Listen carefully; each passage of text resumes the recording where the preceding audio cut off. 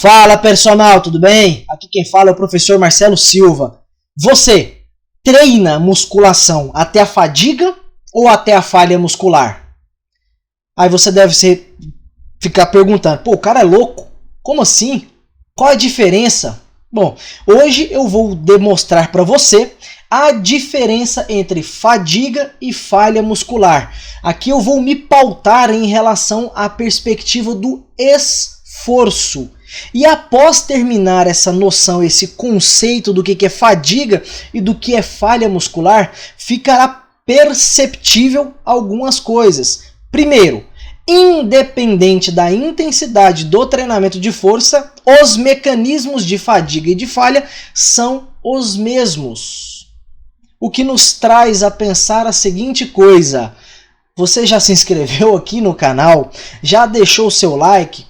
Já deixou comentário em vídeos anteriores com ideias e propostas para eu poder apresentar aqui no canal? Sim ou não? E caso não tenha feito, faz isso, dá tempo. E antes de continuar com as respostas do que é fadiga e do que é falha muscular, fica com essa mensagem aí, ó. Tudo bem, personal? Aqui é o professor Marcelo Silva. Você gostaria de ter acesso a 104 semanas de treino pronto para só pegar e usar com seus alunos de personal e consultoria? Além disso, ter acesso a uma planilha onde você pode mostrar e ter maior controle da carga e evolução do treino do seu aluno? Para além dessa planilha, acredite se quiser, você ainda tem acesso a uma planilha onde você coloca o peso, o número de repetições e a própria planilha calcula uma repetição estimada para avaliação do aumento de força do seu aluno. Chama no direct, fala comigo. Captou a mensagem que foi passada anteriormente? Sim ou com certeza?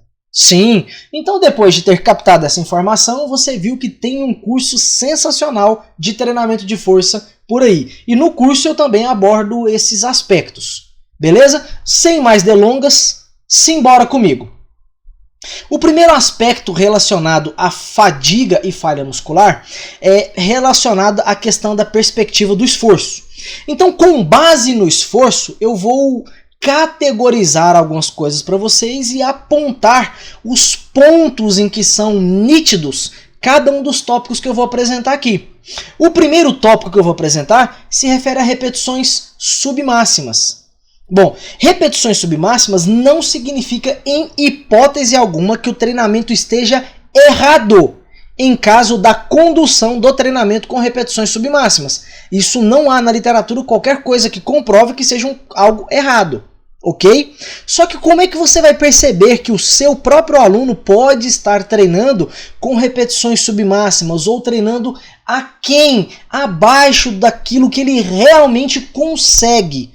E veja só que eu disse consegue, eu não disse precisa. Tudo bem? Então vamos lá. Quando você pede para o seu aluno realizar, por exemplo, 15 repetições, aí você vai lá e manda o aluno, por exemplo, usar aquela boa, aquela velha cadência do famoso 2-0, 1-0, desce em 2 segundos, não para lá embaixo e sobe em 1 segundo. Depois não para lá em cima e começa tudo de novo.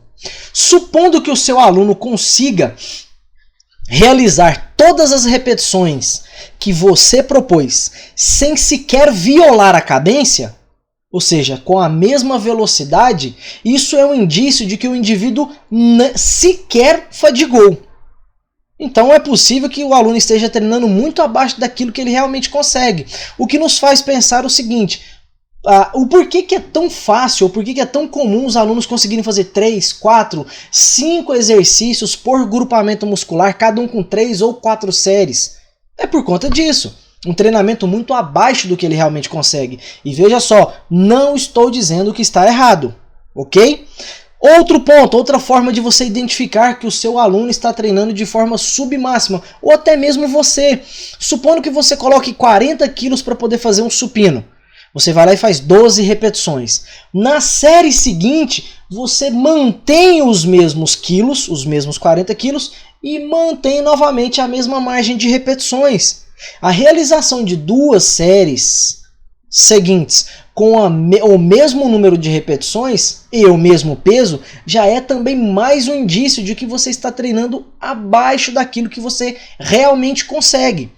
Num próximo momento eu vou diferenciar esse aspecto, eu vou explicar o porquê que sempre que você treinar até a falha muscular, você vai ter uma violação, você vai ter uma redução ou do peso para a série seguinte ou do número de repetições, ou até mesmo dos dois.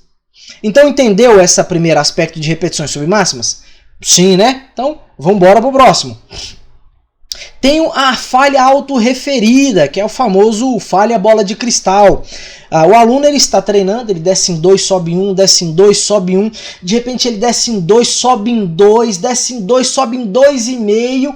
Violou cadência? Violou. A violação da cadência é um indício de fadiga. Só que na hora que o aluno desce em 2, sobe em 2,5, dá aquela tremida, ele vai lá e guarda a barra. Aí você pergunta, por que você parou? O aluno vira e fala, a próxima eu não conseguiria fazer. Como o aluno não falhou, ele imaginou. Pode até ser que seja verdade, pode até ser que na próxima ele realmente falhasse. Mas como não houve a falha muscular, então nesse ponto é falha autorreferida. Tá? Ele acredita que não ia conseguir e interrompe o exercício.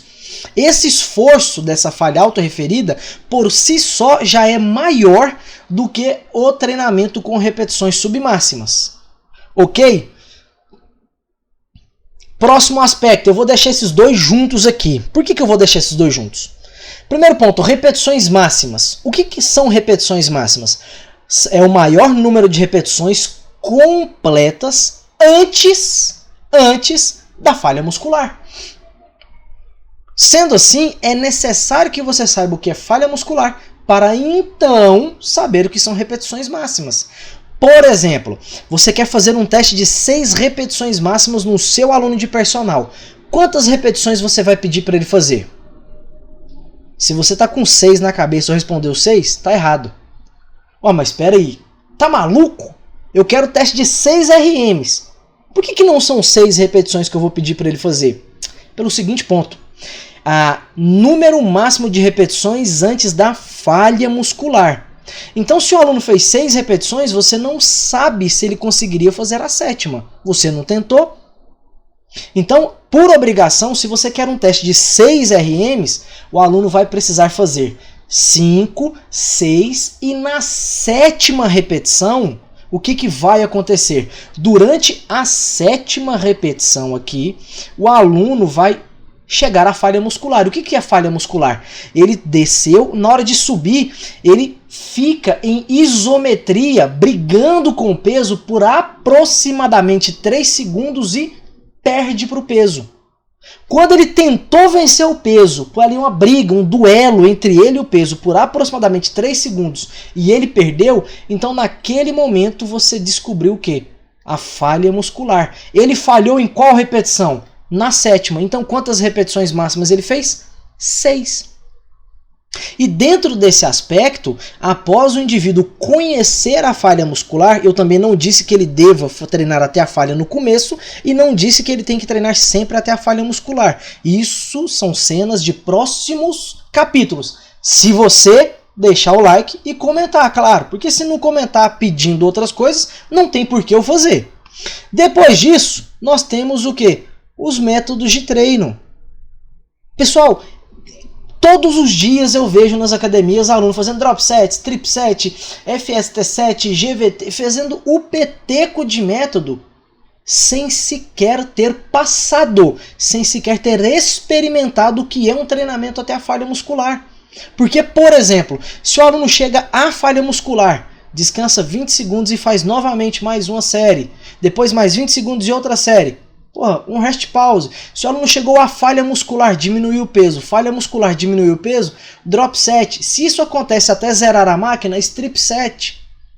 Se o aluno faz até a falha muscular no supino, depois vai para o apoio, biset. Então, dentro dessa perspectiva, poxa, como é que você aplica método para um aluno sem sequer ele conhecer falha muscular? Fica complicado. Tá? Fica complicado. E a ideia do Steele e colaboradores aqui é justamente essa. Ele não disse que os outros conceitos de falha muscular são errados. Só que existem vários conceitos acerca do que é falha muscular. Até pelo seguinte ponto. Por que é tão importante conhecer falha muscular? E por que é tão importante, conhecer o que seria o ponto de encerramento da série? Porque muita gente discute, o indivíduo deve treinar com 3 séries ou 2 séries, 70% ou 30% de um RM, cadência 2010 ou 5010, intervalos de descanso de 45 segundos ou de 3 minutos, treinar 2 ou 5 vezes por semana.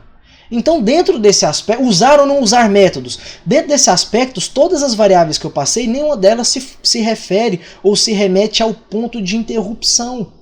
Em que hora parar? Parar com falha? Parar antes da falha? Utilizar-se de repetições de reserva?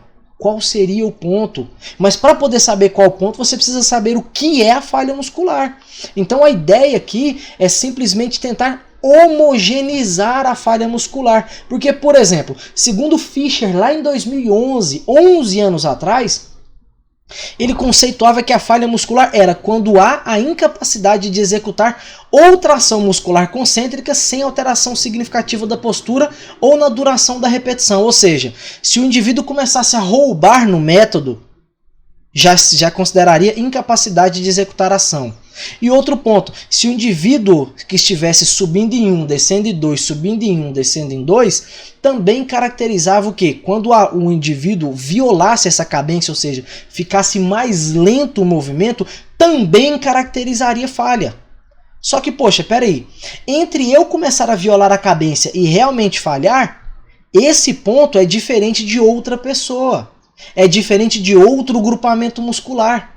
É possível que eu consiga, por exemplo, comecei a violar a cadência na rosca direta e eu faça mais 2 repetições. Já no leg press, entre violar a cadência e falhar, eu faça mais 3 ou 4. Entre mim e outra pessoa, entre a violação da cadência e a falha real, ele conseguiu fazer 5, 6 repetições. Então, dentro desse aspecto, acabava deixando uma certa brecha. E quando você pede para o aluno chegar ao limite, o limite, a interrupção da repetição, é o limite para todo mundo. Isso não quer dizer, mais uma vez, que esse seja o certo e o resto seja errado. Tá? Não quer dizer que Fischer esteja errado.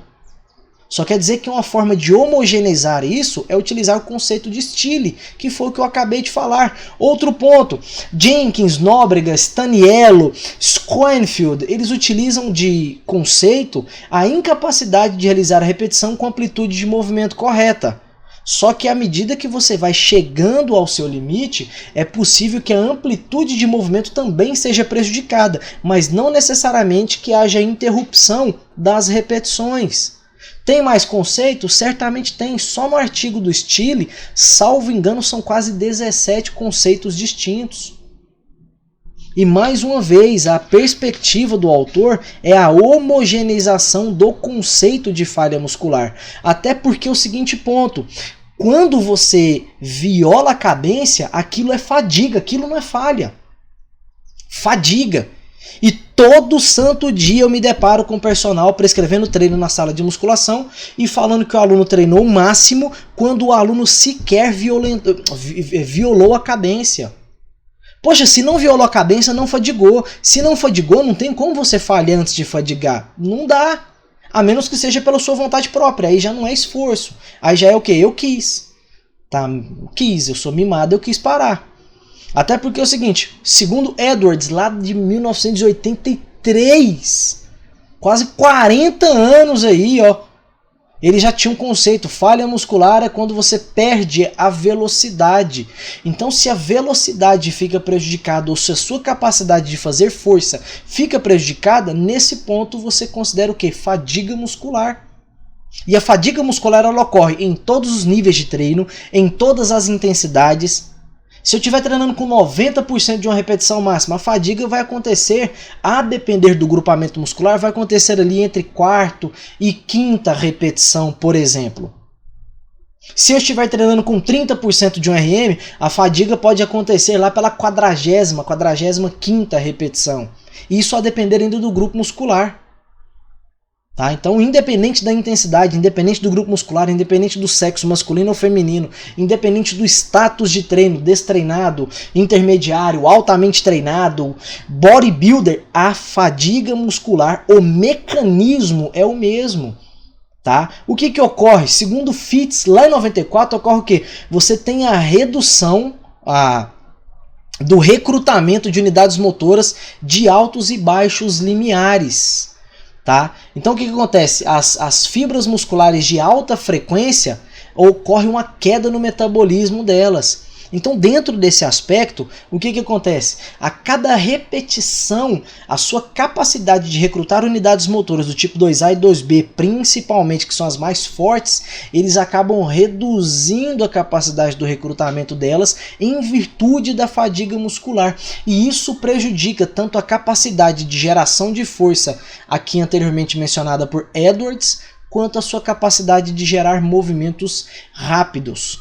Sendo assim, pessoal, espero que tenha ficado claro esse vídeo, porque com esse vídeo, o próximo vai ser mais fácil de se entender, porque no próximo vídeo, tá? Ou em breve, não sei, se depender de se você colocar aqui embaixo que tem interesse, eu vou falar sobre a questão de, em todos os exercícios, todas as séries, todo o intervalo de descanso, qualquer coisa que você fizer, sempre que treinar até a falha muscular, o número de repetições na série seguinte vai reduzir, não importa quem você seja, exceto se for Wolverine, Deadpool, Thanos. Se for esses caras, tudo bem, você consegue, mas se não for, não dá, tá bom? Sendo assim, agradeço aqui ter ficado até o final, um forte abraço e fica com Deus!